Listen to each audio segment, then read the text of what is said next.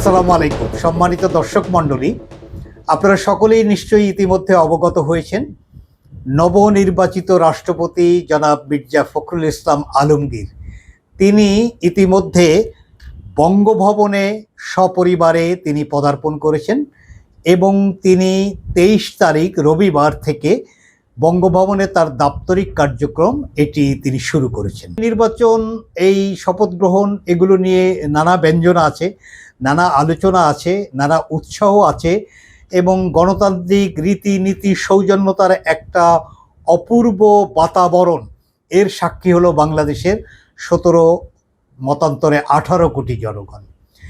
মির্জা ফখরুল ইসলাম আলমগীর রাষ্ট্রপতি হিসেবে নির্বাচিত হওয়ার পরে প্রধানমন্ত্রী জনাব তারেক রহমান তাকে যথারীতি একটা শুভেচ্ছা বার্তা দিয়েছেন। অত্যন্ত পরিশীলিত ভাষায় প্রধানমন্ত্রী তার ভেরিফাইড ফেসবুকে এই বার্তাটি দিয়েছেন। সেখানে প্রধানমন্ত্রী উল্লেখ করেছেন, গণতন্ত্র, সাংবিধানিক মর্যাদা ও জনগণের প্রত্যাশাকে ধারণ করে গণপ্রজাতন্ত্রী বাংলাদেশের 23তম মহামান্য রাষ্ট্রপতি হিসেবে শপথ নিয়েছেন জনাব মির্জা ফখরুল ইসলাম আলমগীর। রাষ্ট্রের সর্বোচ্চ সাংবিধানিক পদে তার দায়িত্বশীল, সফল এবং মর্যাদাপূর্ণ পথ চলার জন্য রইল আন্তরিক শুভকামনা। রাষ্ট্রপতি নির্বাচিত হওয়া এটি মির্জা ফখরুল ইসলাম আলমগীরের জন্য যেমন অত্যন্ত একটি অন্যরকম বিষয়, তারেক রহমান সাহেবও এটিকে তার যে একটি সঠিক সিদ্ধান্ত, সময় উপযোগী সিদ্ধান্ত এবং সবচেয়ে উত্তম সিদ্ধান্ত, এটি সম্পর্কে তিনি নিজে কনসার্ন, ফলে তারও এক ধরনের এটি নিয়ে উচ্ছ্বাস আছে এবং সেটি তার ফেসবুক স্ট্যাটাস তিনি প্রকাশ করেছেন। আমরা যদি এভাবে বলি, মোটেও বাহুল্য হবে না যে আজ যদি দেশনেত্রী বেগম খালেদা জিয়া বেঁচে থাকতেন, তিনিও হয়তো মির্জা ফখরুল ইসলাম আলমগীরকেই রাষ্ট্রপতি এই পদের জন্য বেছে নিতেন এবং তিনি সেটি যথেষ্ট উৎসাহ বোধ করতেন, উচ্ছ্বাস বোধ করতেন। তার যোগ্য উত্তরসূরি হিসেবে তারেক রহমানের প্রতিক্রিয়া ঠিক একই রকম হবে এটি প্রত্যাশিত। এই জমকালো শপথ গ্রহণ অনুষ্ঠানে খুবই চমৎকার কতগুলি দৃশ্য আমরা দেখেছি, তার মধ্যে একটি উল্লেখযোগ্য দৃশ্য এবং অনেকেরই এই দৃশ্যটি দেখে হৃদয়ে পড়বে, সেটি হলো অন্তর্বর্তীকালীন সরকারের প্রধান, বাংলাদেশের একমাত্র নোবেল জয়ী ডক্টর মোহাম্মদ ইউনূস, তিনি এই শপথ গ্রহণ অনুষ্ঠানে উপস্থিত ছিলেন এবং তিনি প্রধানমন্ত্রীর পাশেই উপস্থিত থেকে এই অনুষ্ঠানে অংশগ্রহণ করেছেন। এটিও অনেকের কাছে দৃশ্য হিসাবে অত্যন্ত চমৎকার মনে হয়েছে এবং বাংলাদেশের অধিকাংশ মানুষই এই দৃশ্য দেখে খুশি হয়েছেন। এর আগেও আমরা জানি, গত 5ই আগস্ট জুলাই স্মৃতি জাদুঘর উদ্বোধন অনুষ্ঠানেও প্রধানমন্ত্রী সাথে রেখেছিলেন ডক্টর মোহাম্মদ ইউনূসকে। এই ধরনের সৌজন্যতা প্রকাশ এবং একজন বরেণ্য মানুষের উপযুক্ত স্বীকৃতি নিশ্চয়ই প্রধানমন্ত্রীর প্রতি মানুষের আগ্রহ, উচ্ছ্বাস এবং তার এই সম্প্রীতির মনোভাবটি অনেক অনেক বেশি মানুষ পছন্দ করবে। এখানে রাষ্ট্রপতি নির্বাচিত হওয়ার পরে যথারীতি অন্তর্বর্তীকালীন সরকারের সাবেক প্রধান ডক্টর ইউনূস তিনি সৌজন্যতার এক গুরুত্বপূর্ণ নিদর্শন হিসাবে মির্জা ফখরুল ইসলাম আলমগীরকে তিনি শুভেচ্ছা জানিয়েছেন। তিনি এভাবেই বলছেন, বাংলাদেশের রাষ্ট্রপতি নির্বাচিত হওয়ায় মির্জা ফখরুল ইসলাম আলমগীরকে অভিনন্দন ও শুভেচ্ছা জানিয়েছেন সাবেক অন্তর্বর্তী সরকারের প্রধান উপদেষ্টা অধ্যাপক মোহাম্মদ ইউনূস।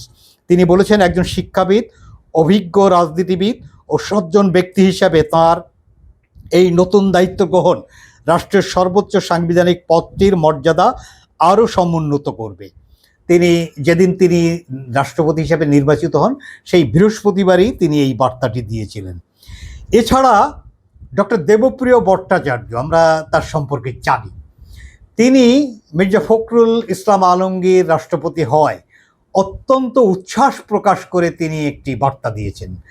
দেবপ্রিয় ভট্টাচার্য খুবই আবেগপ্রবণ এবং একটা বেশ লম্বা বার্তা দিয়ে তিনি মির্জা ফখরুলকে শুভেচ্ছা জানিয়েছেন। তিনি বলছেন, মির্জা ফখরুল ইসলাম আলমগীরের মতো একজন ব্যক্তিত্বকে রাষ্ট্রপতি হিসেবে পাওয়া নাগরিকদের জন্য সৌভাগ্যের বলে মন্তব্য করেছেন সেন্টার ফর পলিসি ডায়ালগের সিপিডি এর সম্মানীয় ফেলো ডক্টর দেবপ্রিয় ভট্টাচার্য।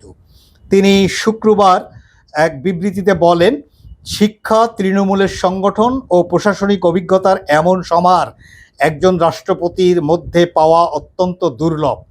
যারা মির্জা ফখরুল ইসলাম আলমগীরকে ব্যক্তিগতভাবে চেনেন তারা সকলেই বিষয়টি স্বীকার করবেন।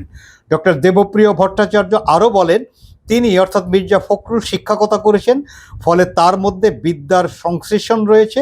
অন্যদিকে স্থানীয় সরকার জনপ্রতিনিধি হিসেবে তিনি কাজ করেছেন, ফলে তিনি তৃণমূলের মানুষের আকাঙ্ক্ষাও খুব ভালোভাবে বোঝেন। এছাড়া দেবপ্রিয় আরও বলেন, মির্জা ফখরুল একটি রাজনৈতিক দলের নেতৃত্ব দিয়েছেন খুবই দুর্যোগপূর্ণ সময়, ফলে তিনি সংগঠনও বোঝেন এবং একই সাথে বিভিন্ন সময় মন্ত্রিত্বের দায়িত্ব পালন করেছেন।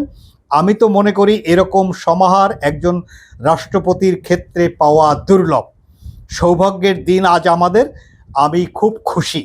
এভাবেই তিনি তার প্রতিক্রিয়া ব্যক্ত করেছেন। এছাড়া সংসদে একটি দারুণ দৃশ্য দেখা গেছে। বৃহস্পতিবার অর্থাৎ 20 তারিখে ভোট দেওয়ার পরে যখন বিজয়ী হিসাবে মির্জা ফখরুল ইসলাম আলমগীরের নাম ঘোষণা করা হয়, সরকারি দলের সদস্যরা টেবিল চাপড়ে তাকে যখন অভিনন্দন জানাচ্ছিলেন, সে সময়ে ডক্টর শফিকুর রহমানের নেতৃত্বে বিরোধী দলের নেতারা তাদের চেয়ার ছেড়ে যখন এগিয়ে আসছিলেন নবনির্বাচিত রাষ্ট্রপতিকে শুভেচ্ছা জানাতে, মির্জা ফখরুলও তার চেয়ার ছেড়ে এগিয়ে গেলেন এবং সেখানে তিনি খুবই আন্তরিকভাবে বিরোধী দলের নেতাসহ অন্যান্য সহকর্মীদের সঙ্গে তিনি মোলাকাত করলেন। আমরা দেখলাম সংসদ সদস্য জনাব মুজিবুর রহমান, তিনি আরেকটু আগ বাড়িয়ে মির্জা ফখরুলের মাথায় তিনি চুম্বন দিলেন। এটি নিয়েও আবার একটা ট্রলড হয়েছে যে ভোট দিলেন অলিকে আর চুমু দিচ্ছেন মির্জা ফখরুলকে। যাক, সেটি আসলে একটা আনন্দঘন পরিবেশে অনেক কিছুই ঘটে। বিরোধী দলের নেতা যেভাবে তার প্রতিক্রিয়া ব্যক্ত করেছেন, তিনি সামাজিক যোগাযোগ মাধ্যমে একটি পোস্ট দিয়েছেন। পোস্টে শফিকুর রহমান লিখেন, মির্জা ফখরুল ইসলাম আলমগীর 23তম রাষ্ট্রপতি নির্বাচিত হয়, আমি তাকে আন্তরিক অভিনন্দন জ্ঞাপন করছি। আগামী দিনগুলোতে রাষ্ট্রের অভিভাবক হিসাবে ইনসাফ কায়েম, গণতন্ত্রকে সমুন্নতকরণ এবং দেশের স্বাধীনতা ও সার্বভৌমত্ব রক্ষায় তিনি তার সর্বোচ্চ যোগ্যতা ও প্রজ্ঞাকে কাজে লাগাবেন বলে আশাবাদ ব্যক্ত করেন জামাত আমির। এছাড়া তিনি আরেকটি চমৎকার কথা, এটি তিনি স্টেটমেন্টে বলেননি, তিনি তার সাংবাদিকরা যখন প্রতিক্রিয়া জানতে চেয়েছেন তখন তিনি বলেছেন, কঠিন সময়ের একজন রাজনৈতিক সহকর্মী আজকে রাষ্ট্রপতির আসনে মূল্যায়িত হয়েছেন, এটি আমার জন্য অত্যন্ত আনন্দের। এভাবেই আসলে একটা গণতন্ত্রের সৌন্দর্যের প্রকাশ আমরা মির্জা ফখরুলকে কেন্দ্র করে দেখেছি। এটি নিশ্চয়ই আমাদের জন্য অত্যন্ত অনুপ্রেরণার এবং আমরা খুবই খুশি। এই গণতন্ত্রের সৌন্দর্য অব্যাহত থাকা প্রয়োজন। মির্জা ফখরুল রাষ্ট্রপতি হিসাবে, প্রতিষ্ঠান হিসাবে তিনি সংবিধানকে সমুন্নত যেমন রাখবেন, রাষ্ট্রের স্বাধীনতা সার্বভৌমত্বের প্রশ্নে তিনি আপোষহীন থাকবেন বলে ইতিমধ্যে অঙ্গীকার ব্যক্ত করেছেন। দেশের কোনো সংকটকালে তিনি তার কয়েকজন পূর্বসূরির মতো মেরুদণ্ডহীন আচরণ করবেন না, এমন একটা প্রত্যাশা থেকেই তার মতো একজন কমিটেড লোককে রাষ্ট্রপতি হিসেবে মনোনীত করা হয়েছে। এটি ভাবা বা বলাটা খুবই সঙ্গত এবং এক্ষেত্রে উদাহরণ আছে। আব্দুর রহমান বিশ্বাস রাষ্ট্রপতি থাকার অবস্থায় দেশের সংকটকালে বুক চিতিয়ে মেরুদণ্ড সোজা করে যে সাহসী ভূমিকা রেখেছিলেন, যার কারণে গণতন্ত্র সে সময় প্রবাহমান রাখা সম্ভব হয়েছিল, সেই উদাহরণ আমাদের সামনে আছে। মির্জা ফখরুলের কাছে আমরা সেই ধরনের প্রত্যাশা করি এবং তিনি সেভাবে কমিটমেন্টও শো করেছেন তার কথায় এবং তার ব্যক্তিত্বে।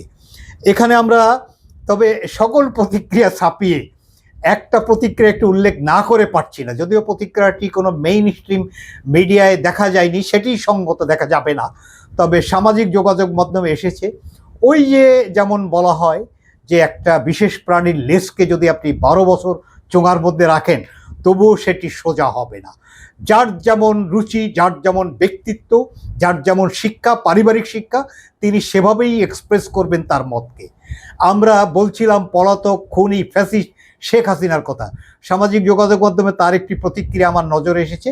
শুধু এই মানুষটাকে আবার চেনানোর জন্য আমি এটি ব্যক্ত করছি, আমার রুচিতে বাঁচছে, তারপরেও বলছি। তিনি যেভাবে বলছেন, আমি এই টেলিফোন কনভারসেশনটি শুনেছি, আবার রাষ্ট্রপতি হতে তো জিহ্বা এক হাত লক লক করছিল, ওকে, ডক্টর ইউনূসকে তিনি মিন করছেন, রাষ্ট্রপতি বানাইনি, আমি বিএনপিকে ধন্যবাদ জানাই, সুদখোর বাটপারকে আবার এনে বসাইনি, তাহলে বাকি যেটুকু আছে দেশটা সব চিবিয়ে খেয়ে ফেলতো, অন্তত একজন রাজনীতিবিদকে দিয়েছে, সেটাই বড় কথা। মির্জা ফখরুলের কোনো প্রশংসা এর মতো বিকৃত রুচির কোনো ফ্যাসিস্ট শাসকের কাছ থেকে আমরা প্রত্যাশা করি না। তবে ডক্টর ইউনূস সম্পর্কে তিনি তার স্বভাবজাত, তার শিক্ষাজাত, তার সংস্কৃতিজাত মন্তব্যই তিনি করেছেন। আমি দর্শকদের শুধুমাত্র জানার জন্যই এই বিষয়টি তুলে ধরলাম। এই রাষ্ট্রপতি নির্বাচনের সাইডলাইনে কিন্তু অনেকগুলো ঘটনা আছে, সেটিও দর্শকদের জ্ঞাতার্থে হয়তো খাপছাড়া অনেকেই অনেকভাবে জেনেছেন। আমি একটু গুছিয়ে গাছিয়ে আপনাদের সামনে উপস্থাপন করি। এই রাষ্ট্রপতি নির্বাচনে আমরা জানি জাতীয় সংসদে ৩০০ জন নির্বাচিত সদস্য থাকেন এবং ৫০ জন সংরক্ষিত নারী আসনে সদস্য হন। সর্বমোট ৩৫০ জন সংসদ সদস্য, সেই হিসাবে ভোট থাকার কথা ৩৫০টি। চট্টগ্রাম ৬ আসন, এটি আদালতের রায়ে এই বিষয়টি এখনও ঝুলে আছে। সেখানে প্রার্থিতা বাতিল হয়েছে বিএনপির প্রার্থী আসলাম চৌধুরীর, ফলে স্বাভাবিকভাবেই ৩৪৯ জন ভোটার তালিকায় অন্তর্ভুক্ত হয়েছেন। এর মধ্যে ৬ জন জাতীয় সংসদ সদস্য তারা ভোট দানে বিরত ছিলেন অথবা ভোট দেননি।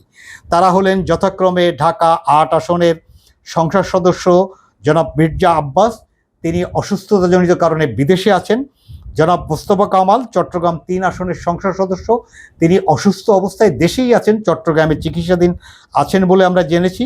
তাছাড়া বিএনপির সংসদ সদস্য ওসমান ফারুক, যিনি কিশোরগঞ্জ ৩ আসন থেকে নির্বাচিত, তিনি বেশ কিছুদিন ধরেই আমেরিকায় আছেন। তিনি পূর্বাহ্নেই জানিয়েছিলেন তিনি ভোটদানে অংশগ্রহণ করতে পারছেন না। আর তাছাড়া জামাতের একজন বহিষ্কৃত সংসদ সদস্য আলোচিত সাতক্ষীরা ৪-এর গাজী নজরুল ইসলাম, তিনি বহিষ্কারজনিত কারণেই তিনি ভোটদানে বিরত ছিলেন।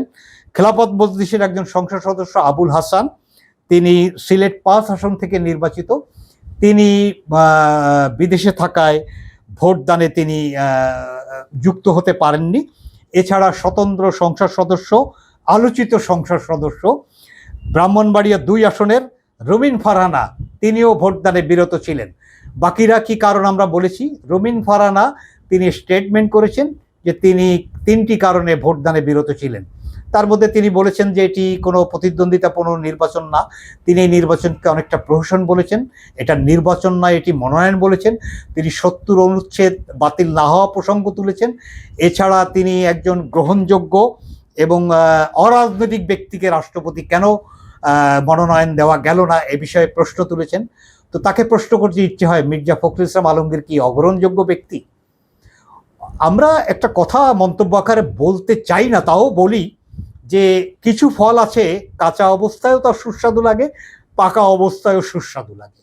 আবার কিছু ফল আছে কেবলমাত্র পাকলেই সুস্বাদু লাগে, আর কিছু ফল আসে কাঁচা অবস্থায় খাওয়ার অযোগ্য থাকে, বেশি পেকে গেলে এটি খাওয়ার অযোগ্য, পচে যায়, মদে যায়। তো অনেকেরই আচরণ এমন পর্যায়ে রাজনীতিতে বেশি পাকামির কারণে পৌঁছে যায়। রুমিন ফারহানা কতদূর পৌঁছাবেন, তার সর্বশেষ পরিণতি কি হবে, সেটির উত্তরের জন্য হয়তো আমাদের আরও বেশ কিছু সময় অপেক্ষা করতে হবে। এখানে একটি তথ্য আবার উল্লেখ করি, বিএনপির মোট ভোট ২৪৬টি, বিএনপির মোট ভোট হওয়ার কথা ২৪৭টি। ৩ জন সংসদ সদস্য অসুস্থতা এবং বিদেশে থাকার কারণে যেহেতু তারা ভোট দিতে আসেননি, তাহলে বিএনপি এই যে ভোট হলো এর মধ্যে ২৪৪টি ভোট হওয়ার কথা বিএনপির, সেখানে মির্জা ফখরুল ২৫৫ ভোট পেয়ে নির্বাচিত হয়েছেন। অর্থাৎ তিনি তার দলের ভোটের থেকেও ১১টি ভোট বেশি পেয়েছেন। এই ১১টি ভোটের মধ্যে একটা পত্রিকায় আমরা পরিসংখ্যান পেলাম, কয়েকটি মিডিয়া ঘাটলাম, একই তথ্য পেলাম, তথ্যের একটু বিভ্রান্তি আছে, আমি সেটি পরে বলছি। সেখানে ৩ জন সংসদ সদস্য যারা বিএনপি জোটে আছেন, বিএনপি নন, তারা বিএনপির প্রার্থীকে ভোট দিয়েছেন। যথাক্রমে নুরুল হক নূর, তিনি গণ অধিকার পরিষদের নেতা, পটুয়াখালী ৩ আসন থেকে নির্বাচিত, তিনি মির্জা ফখরুলকে ভোট দিয়েছেন। বিজেপি প্রধান আন্দাবির রহমান পার্থ, যিনি ভোলা ১ আসন থেকে নির্বাচিত, জোনায়েদ আব্দুর রহিম সাকি ওরফে জোনায়েদ সাকি, তিনি গণসংহতি আন্দোলন, তিনি ব্রাহ্মণবাড়িয়া ৬ আসন থেকে নির্বাচিত। এই ৩টি ভোট মির্জা ফখরুল পেয়েছেন, ফলে 247। এরপরে আমরা তথ্য নিশ্চিতভাবে বলতে পারি মোট 7 জন স্বতন্ত্র সংসদ সদস্য এই সংসদে আছেন। রুমিন ফারহানা যেহেতু ভোট দেননি, সেহেতু 6 জন সংসদ সদস্য যারা স্বতন্ত্র হিসেবে নির্বাচিত হয়েছেন তারা প্রত্যেকেই বিএনপি প্রার্থীকে ভোট দিয়েছেন। যথাক্রমে দিনাজপুর 5 আসনের AZM রেজাউনুল হক, ময়মনসিংহ 1 আসনের মোহাম্মদ সালমান ওমর, কিশোরগঞ্জ 5 আসনের শেখ মুজিবুর রহমান ইকবাল, কুমিল্লা 7 আসনের আতিকুল আলম, চাঁদপুর 4 আসনের মোহাম্মদ আব্দুল হান্নান এবং টাঙ্গাইল 3 আসনের লুৎফর রহমান খান আজাদ। এরা প্রত্যেকেই একসময় বিএনপির রাজনীতির সাথে সম্পৃক্ত ছিলেন। মনোনয়ন না পেয়ে তারা বিদ্রোহী প্রার্থী হয়েছিলেন এবং তারা স্বতন্ত্র হিসাবে নির্বাচিত হয়েছেন। এখনও তারা বহিষ্কৃত আছেন। হয়তোবা অল্প কিছুদিনের মধ্যে তাদেরকে বিএনপির বেঞ্চে দেখা যেতে পারে, এমনটিও আমরা প্রেডিক্ট করতে পারি। এছাড়া ইসলামী শাসনতন্ত্র আন্দোলনের একজন নেতা, তিনি মাহমুদুল হোসাইন মোহাম্মদ অলিউল্লাহ, যিনি বরগুনা 1 আসন থেকে নির্বাচিত, তিনি বিএনপির প্রার্থী মির্জা ফখরুল ইসলাম আলমগীরকে ভোট দিয়েছেন। এখানে আমরা 6 জন স্বতন্ত্র সংসদ সদস্যের কথা পাচ্ছি, 3 জন অন্য দলের নেতাদের কথা পাচ্ছি যারা বিএনপি জোট সঙ্গী, এবং একজন ইসলামী শাসনতন্ত্র আন্দোলন অর্থাৎ চরমোনাই পীর সাহেবের দলের নেতা। কিন্তু আর একজন সদস্য পত্রিকাগুলো উল্লেখ করছে স্বতন্ত্র, তাহলে তো বেলে না। এখানে তথ্যের একটি বিভ্রান্ত আছে। এই আরেকটি ভোট কে দিয়েছেন এই বিষয়টি কয়েকটি মিডিয়া আমি খুব মনোযোগ দিয়ে ঘেটেও এ সম্পর্কে প্রকৃত পরিসংখ্যান বা তথ্যটি উল্লেখ করতে পারছি না, এই জন্য দুঃখিত। তবে এই যে 11টি ভোট বেশি পেলেন এবং তার মধ্যে স্বতন্ত্র সংসদ সদস্যরা ধরতে গেলে প্রায় 10% মির্জা ফখরুলকে ভোট দিলেন, এটি মির্জা ফখরুলের রাজনীতিতে তার যে অবদান, তার যে ব্যক্তিত্ব, বিগত দিনের আন্দোলনে তার যে ভূমিকা, নিশ্চয়ই তার একটা স্বীকৃতি বলেই আমরা অভিহিত করতে পারি। আমরা এই যারা মন্তব্য করছেন মির্জা ফখরুল ইসলাম আলমগীর সম্পর্কে, তাদের সাথে তাল মিলিয়ে বলতে চাই, বহুদিন পরে একটা রাষ্ট্রপতি নির্বাচনকে কেন্দ্র করে দেশে গণতান্ত্রিক আবহাওয়ার মধ্যে একটা নতুন ধরনের সুবাতাস, একটা চাঞ্চল্য, একটা উত্তেজনা, একটা আবেগ, একটা সম্প্রীতির পরিবেশ আমরা লক্ষ্য করেছি। একজন যোগ্য মানুষ, একজন সৎ দুর্নীতিমুক্ত মানুষ, একজন সচ্চা দেশপ্রেমিক মানুষ, পরিশীলিত কালচার্ড একজন মানুষ, সংস্কৃতির নানা ক্ষেত্রে বিচরণ করা একজন অত্যন্ত বলিষ্ঠ ব্যক্তিত্ব সম্পন্ন মানুষ, একই সাথে ছাত্র রাজনীতির একটা গুরুত্বপূর্ণ অতীত ঐতিহ্য যিনি ধারণ করেন। তিনি 69-এর গণ অভ্যুত্থানের সময় বাংলাদেশ ছাত্র ইউনিয়ন, যেটি ওই সময় তরুণদের একটা স্বপ্নের ছাত্র সংগঠন, তার ঢাকা বিশ্ববিদ্যালয় শাখার সভাপতির দায়িত্ব পালন করা একজন মানুষ। এরকম একজন বহুমাত্রিক বর্ণিল মানুষকে রাষ্ট্রপতি হিসেবে পেয়ে আমরাও নিশ্চয়ই সৌভাগ্যের অধিকারী, এমনটিই বলতে পারি। আজকের মতো এখানেই শেষ করছি। মির্জা ফখরুল সম্পর্কে যে সমস্ত তথ্য আপনারা জানলেন, আপনাদের কার কেমন লেগেছে কমেন্ট বক্সে কমেন্টস করে আমাদেরকে জানাবেন, অনুপ্রাণিত করবেন। ধন্যবাদ।